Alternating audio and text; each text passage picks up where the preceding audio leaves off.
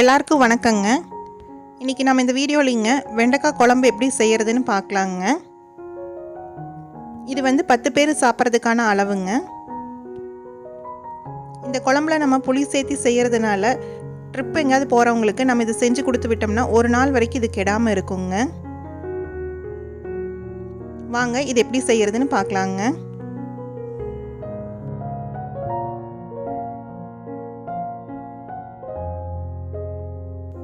ஒரு வடக்கல்லிங்க ஒரு குழிக்கரண்டி எண்ணெய் ஊற்றிட்டுங்க அதில் 1/4 கிலோ சின்ன வெங்காயத்தை சேர்த்திக்கலாங்க. இந்த வெங்காயத்தை நல்லா வணக்கிக்கலாங்க. இந்த வெங்காயம் பாதி அளவுக்கு வேணாங்க ஆரம்பித்ததுமே நம்ம ஒரு கொத்து கருவேப்பிலையும் சேர்த்து வணக்கிக்கலாங்க. இது ரெண்டும் சேர்ந்து வெங்காயம் வந்து நல்லா பொன்னிறம் ஆகிற வரைக்கும் நம்ம வணக்கிக்கலாம்னுங்க. இப்போ வெங்காயம் நல்லா பொன்னிறமாக ஆரம்பிச்சிருச்சுங்க. இந்த சமயத்தில் நம்ம 1.5 ஸ்பூன் சீரகத்தை வந்து உள்ளே சேர்த்திக்கலாங்க. இந்த மாதிரி நம்ம நடுவில் சேர்த்தி வறுத்தோம்னா சீக்கிரம் சீரகம் பொரிஞ்சிருங்க.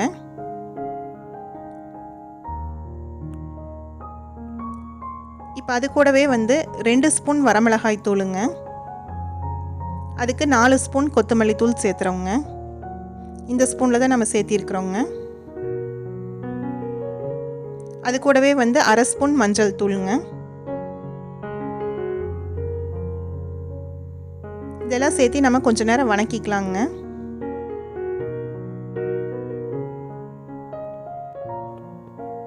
ஒரு எலுமிச்சம்பழம் அளவு இருக்கிற புளியை சேர்த்திக்கலாங்க.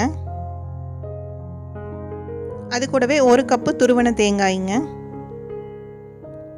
இது ரெண்டையும் சேர்த்து நல்லா வணக்கிக்கலாங்க. இந்த குழம்புக்கு தேவையான அளவு உப்பை வந்து இந்த ஸ்டேஜில் சேர்த்திடலாங்க. இதெல்லாம் சேர்த்து நல்லா வணக்கிங்க. ஆற வச்சு நைஸாக பேஸ்ட்டாக நம்ம அரைச்சி எடுத்துகிட்டு வந்துக்கலாங்க.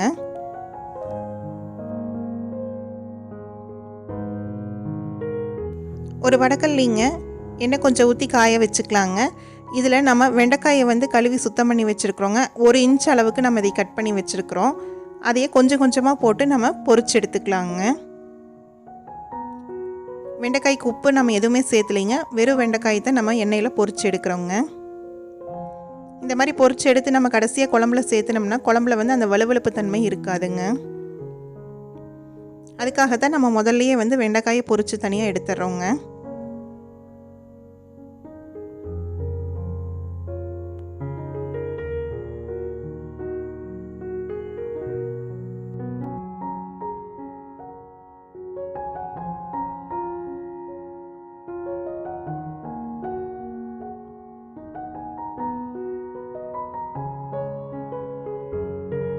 நம்ம கட் பண்ணி வச்சுருக்கிற வெண்டைக்காய் எல்லாம் இதே மாதிரி கொஞ்சம் கொஞ்சமாக நம்ம போட்டு பொரிச்சு எடுத்துக்கலாங்க.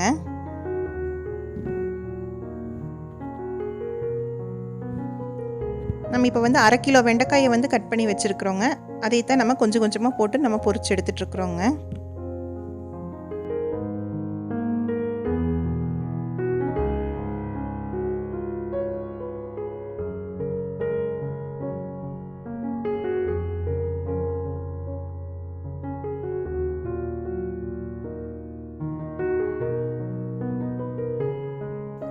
நம்ம வெண்டைக்காய் பொரிச்ச அதே எண்ணெயிலைங்க கடுகு சேர்த்திக்கலாங்க.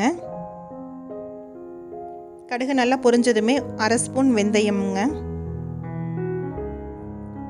அது நல்லா செவந்து வரையிலைங்க ஒரு 20 சின்ன வெங்காயம்ங்க, அது கூடவே 1 கொத்து கருவேப்பிலையும் சேர்த்திக்கலாங்க. இந்த குழம்புக்கு கொஞ்சம் எண்ணெய் ஜாஸ்தியாக இருந்தால் தாங்க டேஸ்ட்டாக இருக்கும். வெங்காயம் நல்லா கலர் மாதிரி வரையிலைங்க 2 பெரிய சைஸ் தக்காளியை வந்து நம்ம லேசாக கட் பண்ணி வச்சுருக்குறோங்க. அதையும் உள்ளே சேர்த்திக்கலாங்க. வெங்காயம் தக்காளி எல்லாம் சேர்ந்து நல்லா வெந்து வரட்டுங்க. நம்ம இந்த மாதிரி கரண்டியில் கொஞ்சம் நேரம் மசிச்சு விட்டோம்னா நல்லா தொக்கு பதத்துக்கு வந்துருங்க.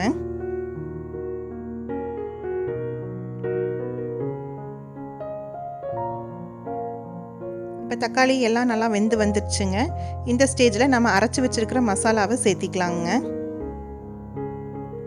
நம்ம இந்த அளவுக்கு நைஸாக அரைச்சா குழம்பு நல்லா டேஸ்ட்டாக இருக்குங்க. இந்த வெங்காயம் தக்காளி கூட இந்த மசாலாவையும் கொஞ்ச நேரம் நம்ம வணக்கிக்கலாங்க. நம்ம குழம்புக்கு தேவையான உப்பு வந்து மசாலாலேயே போட்டு அரைச்சிருக்கிறோங்க. நம்ம தேவைப்பட்டால் மட்டும் கடைசியாக சேர்த்திக்கலாங்க. இப்போ இந்த மசாலாலேருந்து எண்ணெயெல்லாம் பிரிஞ்சு வர அளவுக்கு நம்ம வணக்கிட்டோங்க.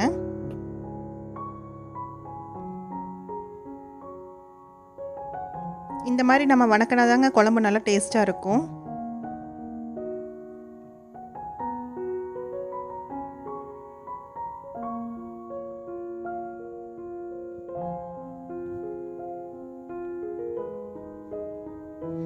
இந்த ஸ்டேஜில் நம்ம வந்து கொஞ்சமாக தண்ணி சேர்த்திக்கலாங்க.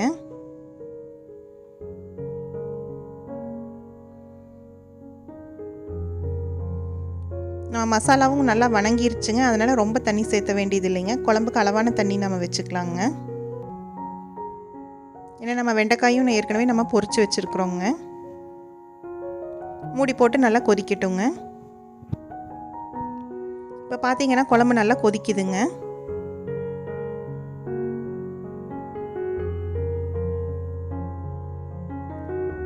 இந்த ஸ்டேஜில் நம்ம பொரிச்சு வச்சுருக்கிற வெண்டைக்காயை உள்ளே சேர்த்திக்கலாங்க.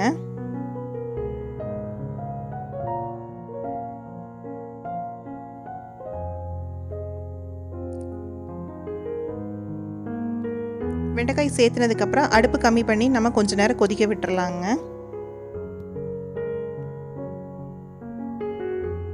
இப்போ இது கூடயே வந்து 1 ஸ்பூன் பெருங்காயத்தூளுங்க, 1 ஸ்பூன் வெந்தயத்தூளுங்க, ரெண்டையும் சேர்த்து நல்லா கலந்து விட்டுக்கலாங்க.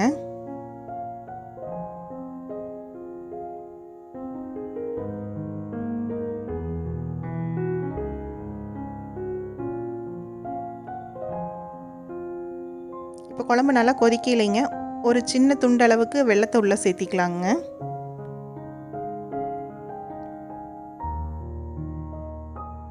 இதுக்கு மேலே வந்து பச்சை நல்லெண்ணெய் வந்து 2 ஸ்பூன் சேர்த்திக்கலாங்க.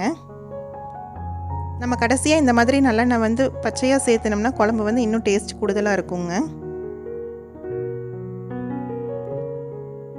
இதெல்லாம் சேர்த்து நம்ம ஒரு 5 நிமிஷம் கொதிக்க விட்டுறலாங்க.